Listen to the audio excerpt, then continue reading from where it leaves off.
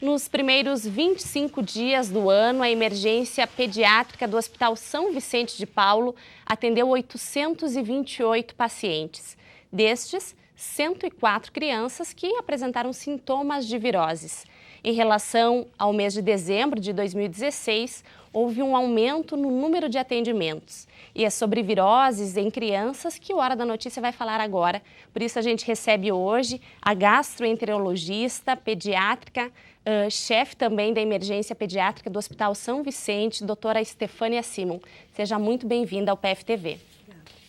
Doutora, a gente viu aí um aumento de atendimentos, de casos com viroses, crianças com viroses no Hospital São Vicente. Essa é uma época propícia para essa doença?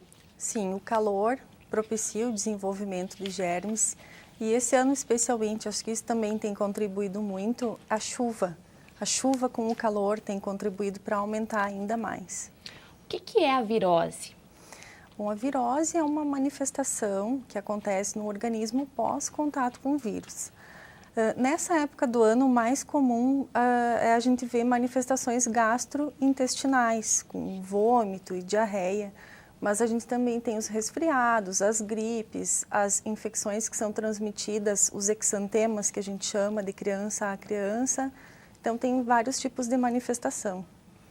Além dessa transmissão de criança a criança, quais são as principais formas de contaminação? As mãos. A gente sempre bate muito enfoca muito com as mães. Lave as mãos das crianças antes da alimentação, depois de na praia, depois de mexer na areia, depois de entrar no mar, depois de sair da piscina, porque tudo são fontes de contato que a criança depois vai levar ou a mãozinha à boca ou vai ingerir algum alimento contaminado e vai acabar pegando uma virose. Quais que seriam as mais comuns nessa época do ano e que gravidade elas têm? O mais comum é a gastroenterite nessa época, Então, a gente tem uma criança que geralmente começa com febre, com vômito nas primeiras 48 horas, seguido de diarreia, que pode durar até uma semana.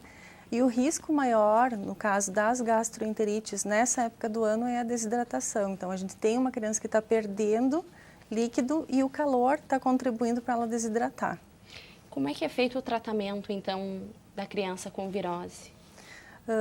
Líquidos, bastante líquidos, repouso. A gente pede para a mãe evitar dar líquidos fora do habitual da criança, não tentar repor com refrigerantes ou com bebidas mais calóricas.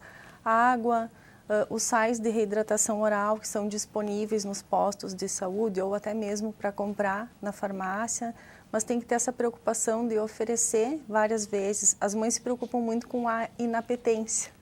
E isso, claro, que angustia, mas o mais importante nessa fase é a hidratação, porque quando a criança melhora, ela volta a comer normalmente. Além desses cuidados com a hidratação, qual seria a principal recomendação para os pais que perceberem esses sintomas nos seus filhos? É evitar que a criança fique sem assistência, Então, quando a criança começa a fazer temperaturas muito altas ou que o pai não consegue oferecer em casa o líquido necessário, que procure um hospital para atendimento, para que seja orientada a maneira certa de conduzir, especialmente nas crianças pequenas que têm uma dificuldade maior de se hidratarem em casa, então que eles não esperem muito tempo para que a criança não fique tão desidratada a ponto de chegar numa situação mais grave no hospital. E as viroses são mais comuns nas crianças menores? São mais comuns, porque as crianças não têm tanta imunidade, geralmente não frequentam escola, então são germes novos que elas vêm enfrentando.